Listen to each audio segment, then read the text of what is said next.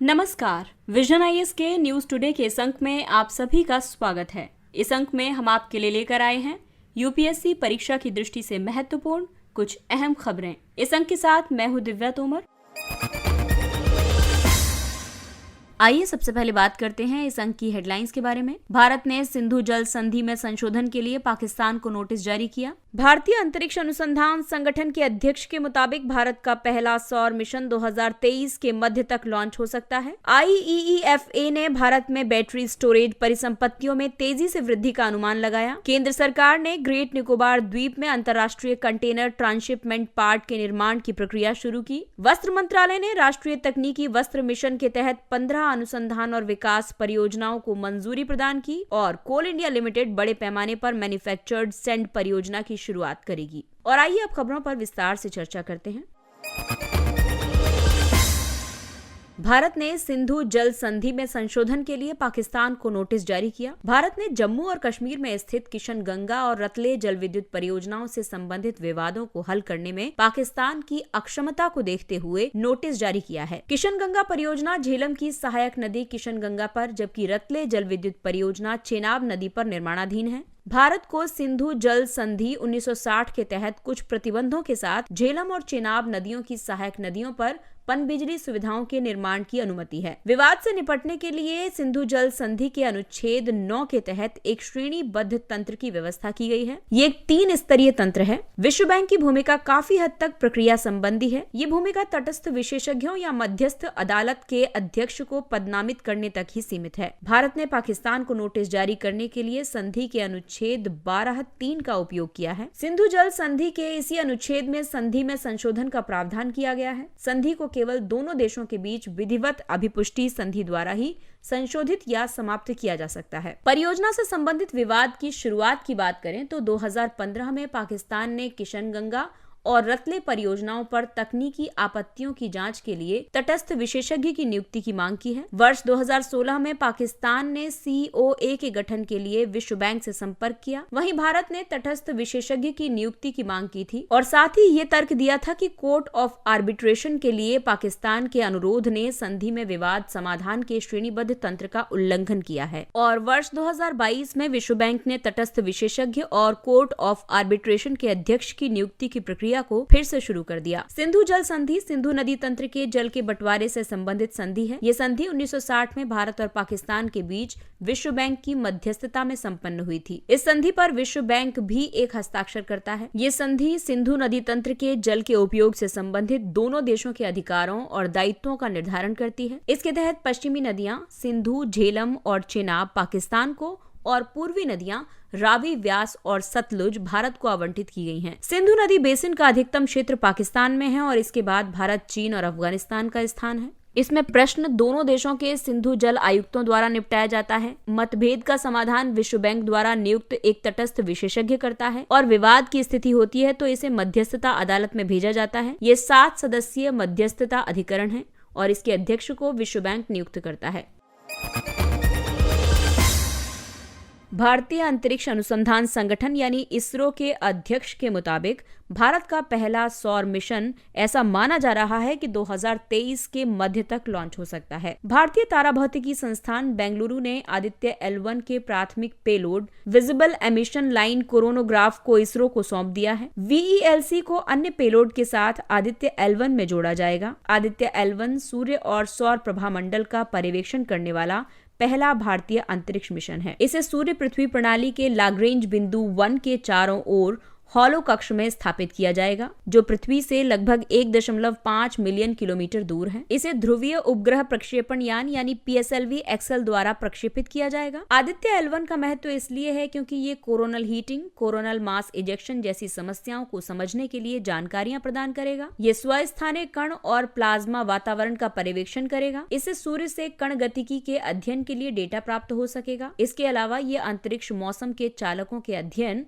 और प्रभामंडल के चुंबकीय क्षेत्र के मापन में सहायता करेगा। अन्य सौर मिशन की बात करें तो नासा का पार्कर सोलर प्रोब, यूरोपीय अंतरिक्ष एजेंसी की सोलर एंड हेलियोस्फेरिक वेधशाला और चीन का कुआफू 1 सोलर प्रोब है। लाग्रेंज बिंदु बेसिकली ऐसा क्षेत्र है जहां पर दो बड़े द्रव्यमानों का गुरुत्वाकर्षण खिंचाव अभिकेंद्र बल के बिल्कुल बराबर होता है और इसी वजह से इनके साथ छोटे पिंड, कृत्रिम उपग्रह आदि गति कर पाते हैं। L1 से बिना किसी ग्रहण के लगातार सूर्य को देखने का लाभ मिलता है। 5 लाग्रेंज बिंदु हैं, इनमें 3 अस्थिर और 2 स्थिर हैं। अस्थिर वाले हैं L1, L2 और L3 और जो 2 स्थिर बिंदु हैं वो है L4 और L5। L1, L2, L3 दो बड़े द्रव्यमानों को जोड़ने वाली रेखा के साथ स्थित हैं। और आइए अब आपको बताते हैं पेलोड के प्रकारों के बारे में। तो सबसे पहले चर्चा करते हैं सुदूर संवेदन पेलोड की। इसमें जो पेलोड ले जाए जा सकते हैं उसमें visible emission line coronagraph, solar ultraviolet imaging telescope, solar low energy x ray spectrometer और high energy L1 orbiting x ray spectrometer शामिल हैं। इसमें जो विजिबल एमिशन लाइन कोरोनोग्राफ है ये कोरोना या इमेजिंग और स्पेक्ट्रोस्कोपी की क्षमता रखता है। वहीं सोलर अल्ट्रावायलेट इमेजिंग टेलीस्कोप यानी सूट फोटोस्फीयर और क्रोमोस्फीयर इमेजिंग नैरो और ब्रॉडबैंड की क्षमता रखता है। Solar low energy x ray spectrometer यानी सोलेक्स सॉफ्ट एक्सरे स्पेक्ट्रोमीटर एक तारे के रूप में सूर्य का पर्यवेक्षण करता है और high energy L1 orbiting x ray spectrometer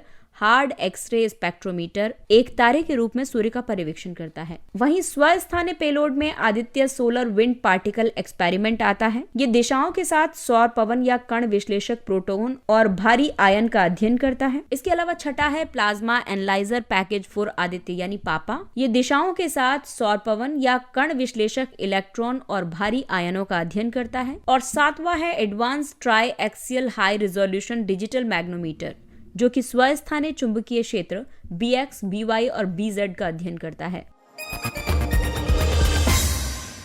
और आइए अब बढ़ते हैं अगली खबर की तरफ। IEEFA ने भारत में बैटरी स्टोरेज परिसंपत्तियों में तेजी से वृद्धि का अनुमान लगाया है। अमेरिकी think tank institute for energy economics and financial analysis यानी आईफा के अध्ययन के मुताबिक भारत में बैटरी एनर्जी स्टोरेज सिस्टम में तेजी से वृद्धि का अनुमान लगाया गया है। बेस यानी कि बैटरी एनर्जी स्टोरेज सिस्टम एक रिचार्जेबल बैटरी है जो अलग अलग स्रोतों से ऊर्जा को भंडारित कर सकती है। साथ ही आवश्यकता पड़ने पर यह ऊर्जा को डिस्चार्ज भी कर सकती है। इसमें एक या एक से ज्यादा बैटरी लगी होती है।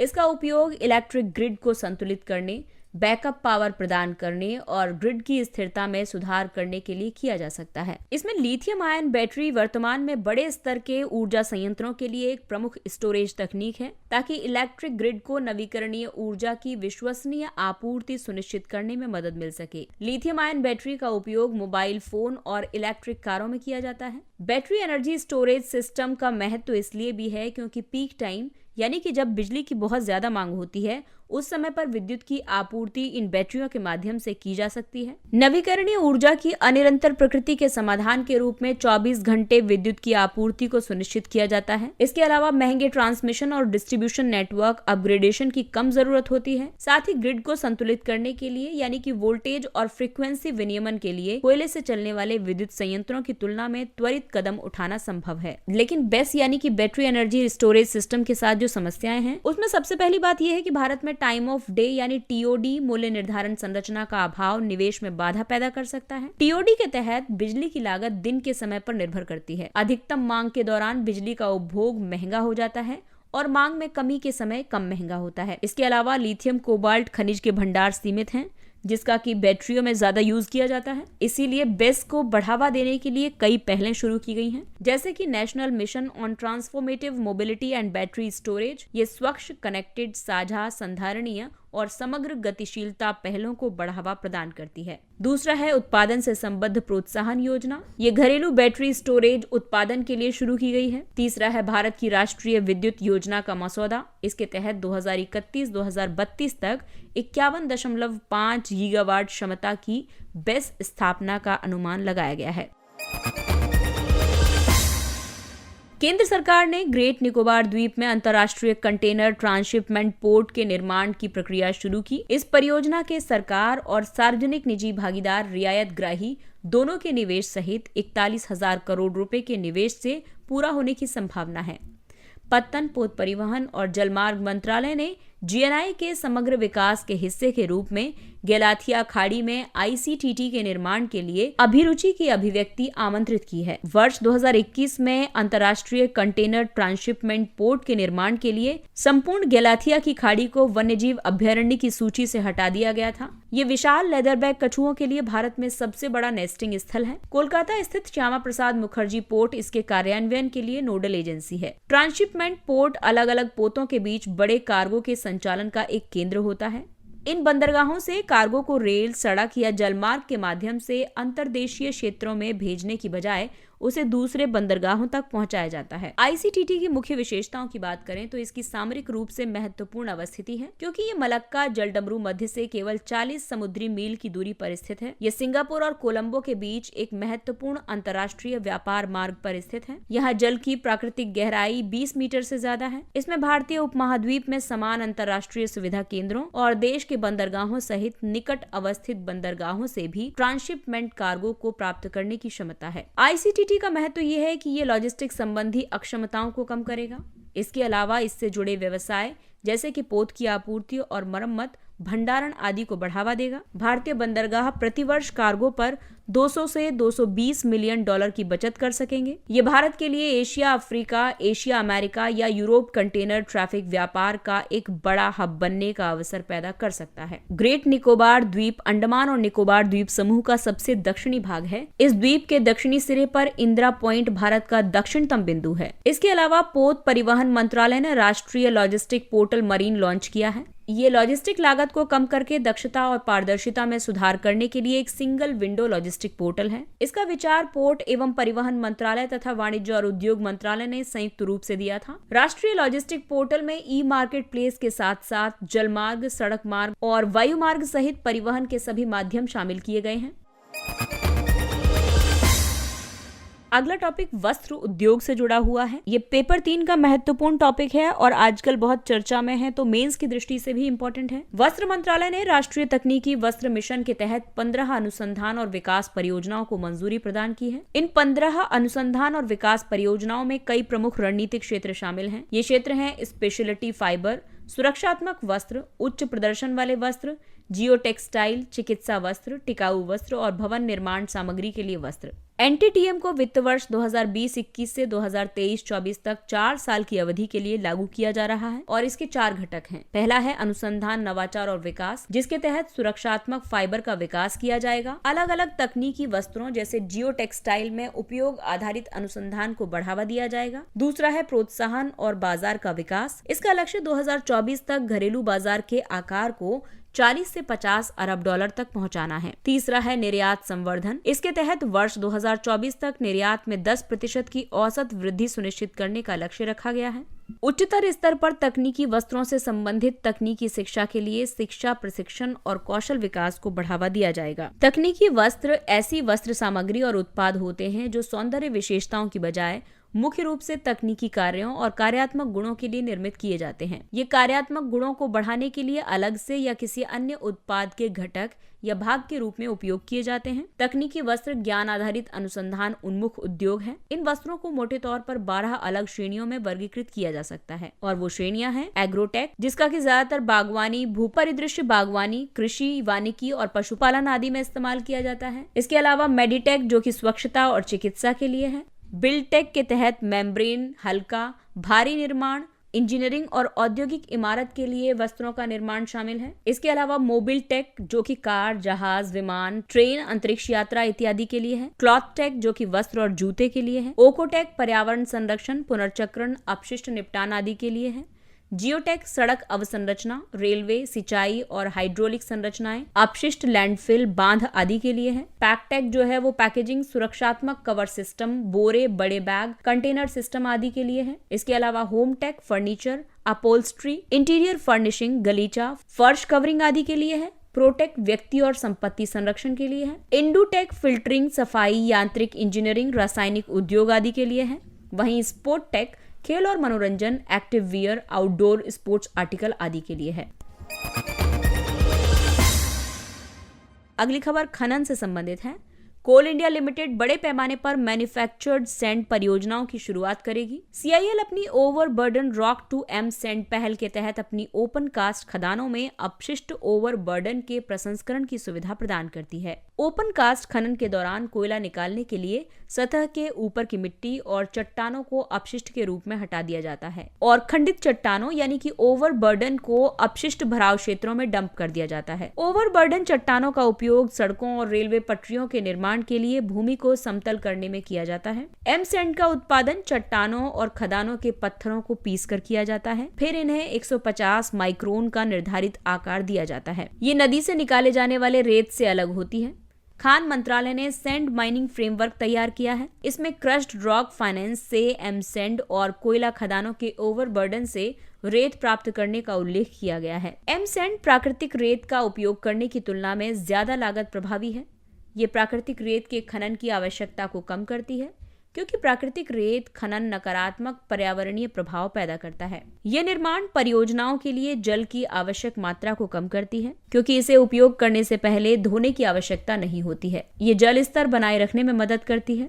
रेत को खान और खनिज विकास और विनियम अधिनियम 1957 के तहत गौण खनिज के रूप में वर्गीकृत किया गया है। इसका प्रशासनिक नियंत्रण राज्यों के पास है। एम सैंड यानी मैन्युफैक्चर्ड सैंड नदी से प्राप्त रेत की तुलना में इसमें उच्च कंक्रीट शक्ति होती है। एम सैंड के कण घनाकार होते हैं और इससे मजबूत जोड़ बनते हैं। शून्य गाद सामग्री होती है। नियंत्रित परिवेश में निर्मित होने की वजह से ये बेहतर गुणवत्ता से युक्त होता है। वहीं जो नदी से प्राप्त सैंड होती है वो एम सैंड की तुलना में उसमें कंक्रीट शक्ति कम होती है। इसमें परतदार, नुकीले और कोणीय कणों की अधिकता के कारण जोड़ कमजोर होते हैं। इसमें गाद की जो सामग्री है वो 3 से 20% तक होती है। गुणवत्ता पर इसमें कोई नियंत्रण नहीं होता है क्योंकि ये प्राकृतिक रूप से निर्मित होती है और एक ही नदी तल की रेत में गाद की मात्रा में अंतर हो सकता है। और आइए बढ़ते हैं कुछ अन्य सुर्खियों की तरफ जो कि संक्षिप्त हैं लेकिन परीक्षा की दृष्टि से महत्वपूर्ण भी हैं। जीवंत ग्राम कार्यक्रम। केंद्र सरकार ने कहा है कि भारत चीन से सटी वास्तविक नियंत्रण रेखा पर 130 आदर्श गांव को विकसित कर रहा है। भारत ने ये कदम भारत और भूटान की सीमाओं पर चीन द्वारा आदर्श गांव स्थापित करने की पृष्ठभूमि में उठाया है। जीवंत ग्राम कार्यक्रम केंद्रीय बजट 2022-23 में घोषित किया गया था। इसका उद्देश्य चीन की सीमा के साथ सटे भारतीय राज्यों के गांवों में बुनियादी ढांचे का निर्माण करना है। ये राज्य हैं हिमाचल प्रदेश, उत्तराखंड और अरुणाचल प्रदेश और इस कार्यक्रम के तहत शामिल गतिविधियां हैं ग्रामीण बुनियादी ढांचे, आवास, पर्यटन केंद्र और सड़क संपर्क का निर्माण, विकेंद्रीकृत नवीकरणीय ऊर्जा का प्रावधान, दूरदर्शन और शैक्षिक चैनलों के लिए डायरेक्ट टू होम की सुविधा और रोजगार के अवसर पैदा करने में सहायता करना। अगला टॉपिक है अभ्यास वीर गार्जियन 2023। ये भारतीय वायुसेना और Japan air self defence force के बीच द्विपक्षीय वायु अभ्यास है। अगला टॉपिक है हरा धूमकेतु। एक हरा धूमकेतु 50,000 वर्ष बाद फिर से पृथ्वी के करीब आ रहा है। धूमकेतु बर्फ, चट्टान और धूल से निर्मित सौरमंडल की उत्पत्ति के जमे हुए अवशेष होते हैं। इस हरे धूमकेतु को C/2022 E3 यानी ZTF नाम दिया गया है। इसे टेलीस्कोप और बाइनोकुलर की मदद से देखा जा सकता है। ऐसा माना जाता है कि धूमकेतु का हरा रंग द्विपरमाणु कार्बन की उपस्थिति के कारण होता है। द्विपरमाणु कार्बन धूमकेतु के शीर्ष पर कार्बन परमाणुओं के युग्म हैं जो कि एक साथ बंधे होते हैं। सौर विकिरण में पराबैंगनी किरणों द्वारा उत्तेजित होने पर अणु हरे प्रकाश को उत्सर्जित करते हैं। ये पृथ्वी से 2.5 प्रकाश मिनट की दूरी पर हो सकता है। इस धूमकेतु की कक्षा ये दर्शाती है कि इसका स्रोत ऊट क्लाउड क्षेत्र है। ऊट क्लाउड मुख्य रूप से बर्फीले ग्रहाणुओं के सैद्धांतिक गोलाकार बादल हैं। Extended reality startup program. Mighty startup hub और मेटा ने एक्सटेंडेड रियलिटी स्टार्टअप प्रोग्राम के लिए 120 स्टार्टअप्स और नवोन्मेषकों की सूची की घोषणा की है। माइटी स्टार्टअप हब इलेक्ट्रॉनिक्स और सूचना प्रौद्योगिकी मंत्रालय की एक पहल है। एक्सटेंडेड रियलिटी स्टार्टअप प्रोग्राम में एक एक्सीलरेटर और एक ग्रैंड चैलेंज शामिल है। एक्सीलरेटर प्रोग्राम 40 प्रारंभिक चरण के स्टार्टअप्स का समर्थन कर रहा है। ग्रैंड चैलेंज शिक्षा, लर्निंग और कौशल, स्वास्थ्य सेवा, गेमिंग और मनोरंजन जैसे क्षेत्रों में शुरुआती चरण के नवोन्मेषकों को प्रोत्साहन प्रदान करेगा। एक्सटेंडेड रियलिटी कंप्यूटर प्रौद्योगिकी और धारण करने योग्य उपकरणों द्वारा उत्पन्न सभी वास्तविक और आभासी संयुक्त परिवेश को संदर्भित करता है। इसमें ऑगमेंटेड रियलिटी, मिक्स्ड रियलिटी और वर्चुअल रियलिटी जैसे प्रतिनिधि रूप शामिल हैं। Hypersonic technology demonstrator vehicle HTDV। रक्षा अनुसंधान और विकास संगठन DRDO ने स्क्रैमजेट इंजन द्वारा संचालित HSTDV का सफल परीक्षण किया है। HSTDV हाइपरसोनिक हथियारों जिनकी गति 5 मैक या ध्वनि की गति से 5 गुना ज्यादा है, इसके लिए एक महत्वपूर्ण बिल्डिंग ब्लॉक के रूप में कार्य करेगा। स्क्रैमजेट इंजन हाइपरसोनिक गति पर संचालित हो सकता है। रैमजेट इंजन की तरह स्क्रैमजेट इंजन भी ऑक्सीकारक के लिए वायुमंडलीय वायु का उपयोग करता है। ये आने वाली वायु को दहन कक्ष में प्रवेश करने से पहले ही संपीड़ित कर देता है। बायोलॉजिकल्स। स्वास्थ्य और परिवार कल्याण मंत्रालय ने जैविक गुणवत्ता पर राष्ट्रीय शिखर सम्मेलन का उद्घाटन किया। बायोलॉजिकल्स दवाओं की एक ऐसी श्रेणी है जिसका उत्पादन जैव प्रौद्योगिकी के माध्यम से एक जीवित प्रणाली से किया जाता है। इसमें सूक्ष्मजीव, पादप कोशिका या पशु कोशिका किसी का भी इस्तेमाल किया जा सकता है। इनमें टीके, विकास कारक, प्रतिरक्षा मॉड्यूलेटर्स, मोनोक्लोनल एंटीबॉडी और साथ ही मानव रक्त और प्लाज्मा से प्राप्त उत्पाद शामिल हैं। बायोलॉजिकल्स आमतौर पर जीवित प्रणालियों या रक्त से शुद्ध किए गए प्रोटीन्स होते हैं, जबकि अन्य दवाओं को छोटे अणु माना जाता है और उन्हें या तो कृत्रिम रूप से या पौधों से शुद्ध करके बनाया जाता है। कश्मीरी पश्मीना। कश्मीर की पश्मीना शॉल को एक फ्रांसीसी प्रदर्शनी में समकालीन कला के लिए कैनवास के रूप में इस्तेमाल किया गया। पश्मीना फ्रांस से संबद्ध 18वीं शताब्दी में फ्रांसीसी सम्राट नेपोलियन बोनापार्ट द्वारा अपनी पत्नी जोसेफीन को कश्मीरी कानी शॉल भेंट करने से जुड़ा है। पश्मीना शॉल अपनी विशिष्ट जटिल बूटा या बेल बूटेदार पैटर्न के लिए जानी जाती है। पश्मीना शॉल को पश्म से बनाया जाता है। पश्म चांगथांगी बकरी से प्राप्त ऊन है। चांगथांगी बकरी जम्मू और कश्मीर तथा लद्दाख की स्थानिक प्रजाति है। पश्मीना शॉल को भौगोलिक संकेतक यानी GI टैग का दर्जा भी प्राप्त हो चुका है। इसके साथ ही ये अंक समाप्त होता है। अगले अंक में फिर मुलाकात होगी कुछ अन्य महत्वपूर्ण खबरों के साथ। तब तक अपने लक्ष्य के लिए तत्पर रहिए और अगर आपको हमारा कंटेंट अच्छा लगता है तो इसे लाइक, सब्सक्राइब और शेयर जरूर करें। और अब हमें यानी विजन IAS की पूरी टीम को दीजिए इजाजत। नमस्कार।